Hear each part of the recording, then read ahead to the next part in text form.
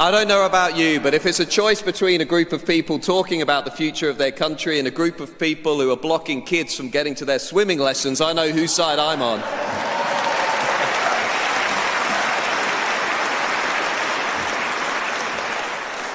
Listen, conference, my name is Matt Goodwin and I want my country back.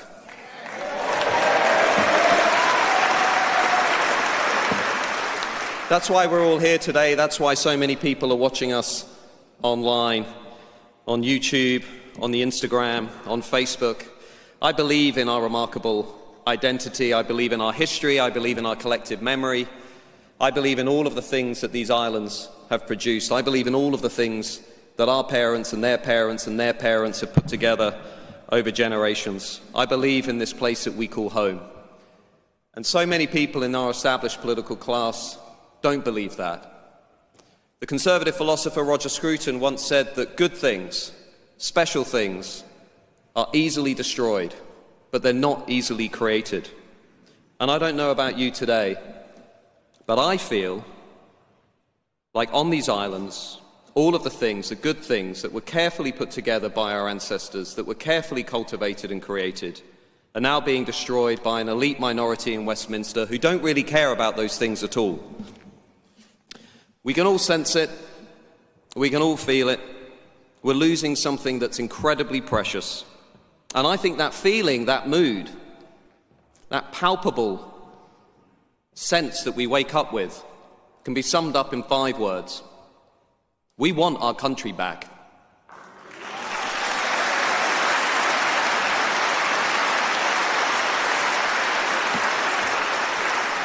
We want our country back from an elite minority in Westminster, Oxford, Cambridge, Brighton, who have absolutely no interest in representing the values and the voice of the forgotten majority in this country. An elite minority in both the Labour Party and the Tories that over the last 30 years have jammed an extreme political project down our throats. They've smashed the working class to pieces, and now that project is wholly responsible for the managed decline of our nation that you see around us today. Big state, big tax, big immigration, big debt, big spending, big welfare, big net zero, big on woke, big on anything and everything except the things that made these islands great to begin with. Individual freedom, liberty, entrepreneurship, genuine prosperity. Big on everybody except the British people and the English people. We want our country back from a hapless political class that thinks that the path to growth in this country is to give us the highest tax burden that we've seen since 1948. That tells us that we need migrants to do jobs in this country, while at the same time funding 6 million British people to sit at home on out-of-work benefits. A government that just increased taxes by another 40 billion, that is planning on increasing spending over the next few years by 32 billion, and which just gave £19 billion, or pledged £19 billion, to give our own territory away to the allies of China. It's absolutely outrageous.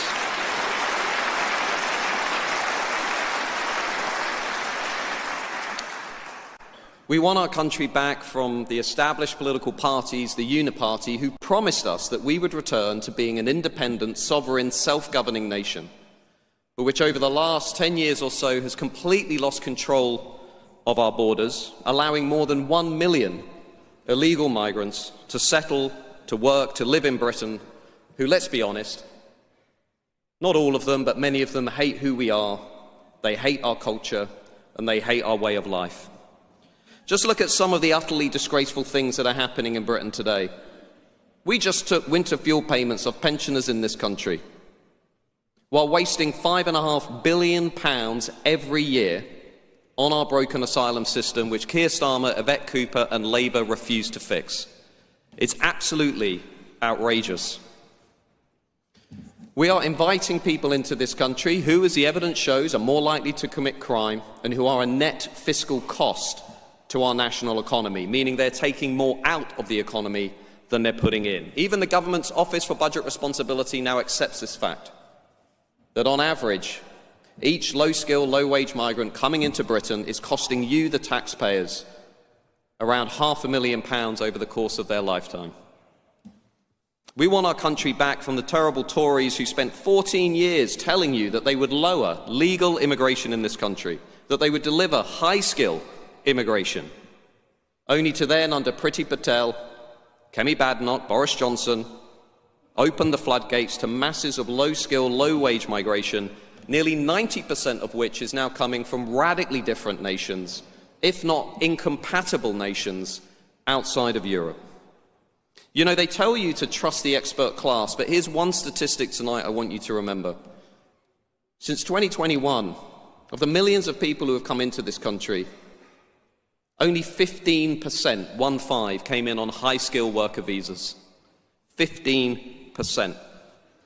Westminster is actually lying to you, claiming that migration is driving prosperity, it's driving our economy, but it's not true. And from January next year, the millions of people who came into this country will start to apply for something called indefinite leave to remain.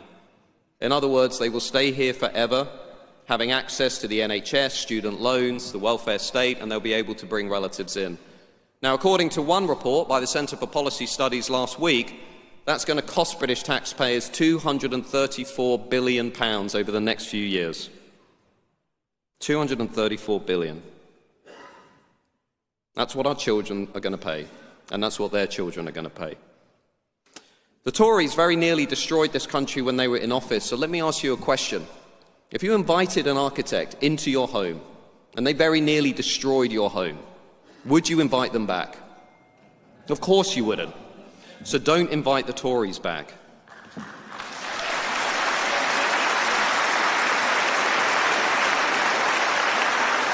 You know,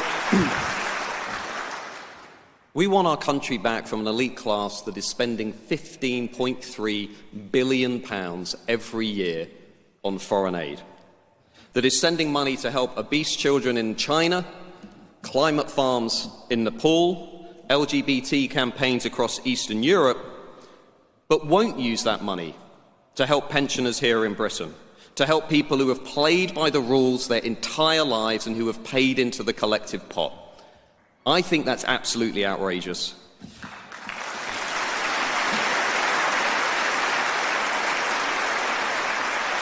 And I don't know about you, but I think the fact we're still spending billions of pounds or wasting billions of pounds overseas is especially appalling, given that we are treating British people in hospital corridors and car parks in this country.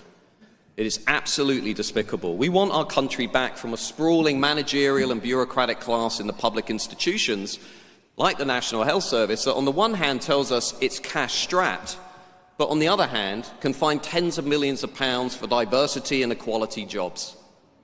It's absolutely outrageous. This is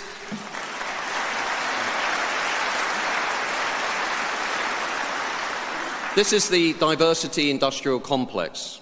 This is the movement that's symbolised by the likes of Labour Mayor Sadiq Khan, Keir Starmer and the celebrity Wokarati, who are utterly obsessed with every kind of diversity except diversity of thought and diversity of opinion, like those guys outside. And what they want you to believe is that the only thing that defines nations— you have to understand what's going on in the West today. What they want you to believe is that the only thing that defines our nation is that we celebrate diversity.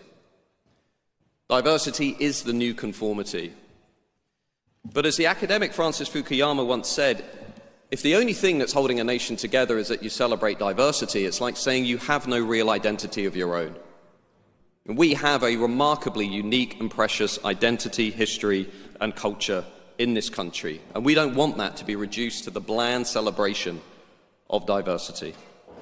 We want our country back from all of those activists, lawyers, judges, foreign courts, non-elected quangos who use the ridiculous laws created by Tony Blair to allow foreign murderers, rapists and other criminals, drug dealers, illegal migrants to stay on our streets, and a legal class who are using our own laws to make our home less safe.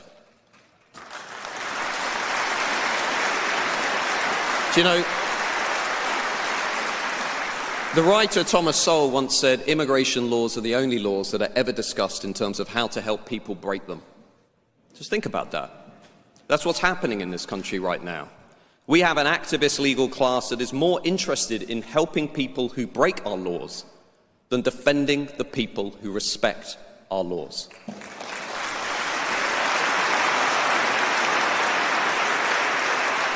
We all know the hideous examples. We've seen them in the newspapers in recent weeks.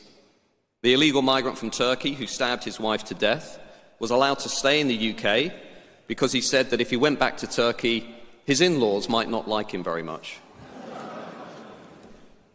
The asylum seeker from Iraq who's been allowed to stay in Britain after his mother refused to hand over his identity documents. The Jamaican drug dealer who ruined British families by dealing cocaine, by dealing heroin, and then was allowed to stay in Britain to avoid deportation because he said it would breach his right to a family life. The Albanian criminal who was allowed to remain in the UK because his son might not like foreign chicken nuggets. It would be funny if it wasn't so tragic. The lady from the Caribbean who illegally overstayed her visa in this country and then was allowed to stay after claiming that her Latvian husband might find the Caribbean too hot and might not like Caribbean food. I've said it before and I'll say it again because, conference, this is deadly serious. It's not just a joke.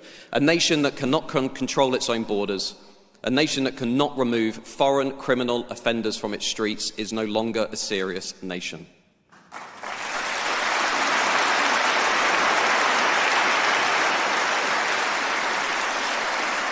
So what would you do to fix these problems, they'll say in the newspapers tomorrow? Very clear. We leave the European Convention on Human Rights.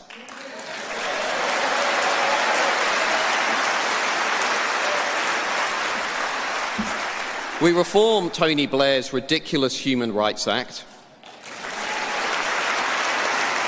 And we make it clear that our overwhelming priority in this country is to keep people who come from this country and their children safe and secure. That's our priority.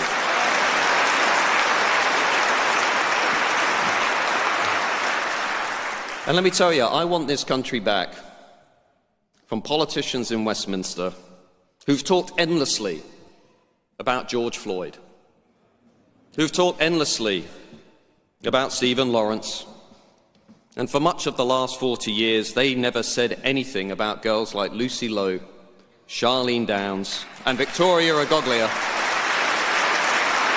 murdered by the Pakistani Muslim grooming gangs, or let's call them what they are, the rape gangs, and people like Thomas Roberts, a young aspiring Marine. He was murdered by an Afghan illegal migrant. Everybody in this country should know those names. Everybody in this country should know those names.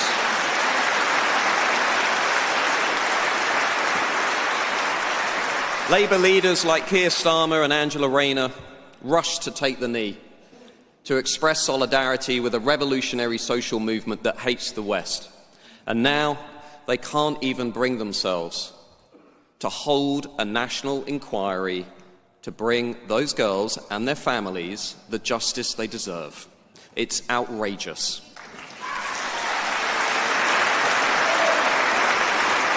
And I don't know about you, but I'm pretty sick while we're here of the legacy media class, some of whom are in the room, complaining endlessly about Elon Musk intervening in our debate to highlight the rape gang scandal. Well, let me just be clear about this.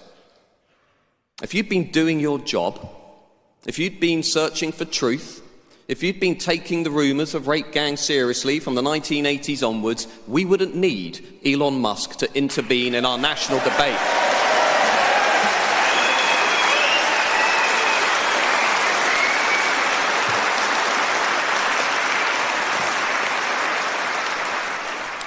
And now now Keir Starmer, remarkably over the last few days, our Labour Prime Minister, has the gall to say this movement is a dangerous movement. This movement is a danger to the country's working class. Just like after Southport, just like after the rape gang scandal, Keir Starmer decided to dismiss millions of people in this country as jumping on the far-right bandwagon. I'll tell you what's dangerous. Dangerous is imposing mass uncontrolled immigration on a nation that never voted for it, that does not want it, while deriding anybody who voices concern about it as far right. That's dangerous.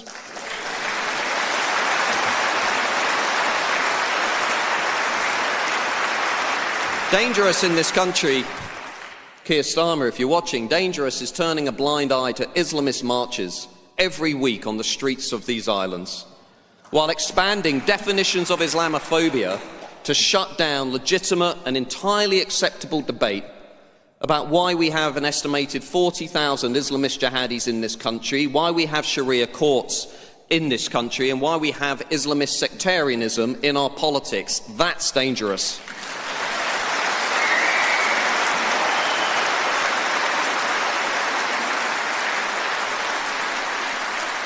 Dangerous is losing control of our borders and then just shrugging your shoulders, lying to people by telling them that you're bringing down the numbers of small boats. They're up 15%, while at the same time using draconian laws that are sending police officers to people's homes on these islands simply because of something they happen to share on Facebook in their own home. That's dangerous. And dangerous, I think, is telling the British people that you're on their side while delivering a two-tier justice system, letting sex offenders skip jail while locking up people who have written some hard truths on social media. And I won't take any lectures from the Labour Party as to who stands up for the working class, because let's not forget, it was the Labour Party that opened the doors to mass uncontrolled immigration, to a rampant globalisation that smashed the working class in this country, alongside net zero, to pieces.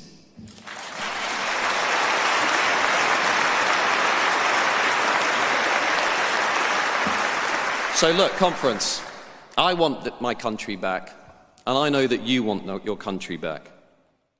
And if you look at the polls today, then I'm telling you, we are going to get our country back.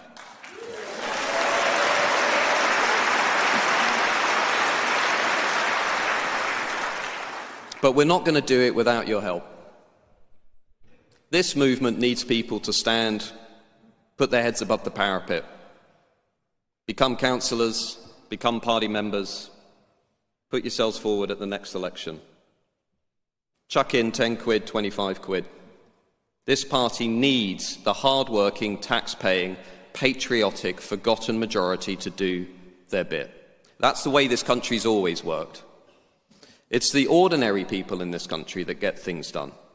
It's the ordinary people who push forward to change our relationship with the European Union. It's the hard-working, tax-paying people in this country who reminded Westminster that they were woefully, utterly out of touch with what was going on outside of London in areas like this. So let's get out there, conference. Let's take back our country. Thank you very much.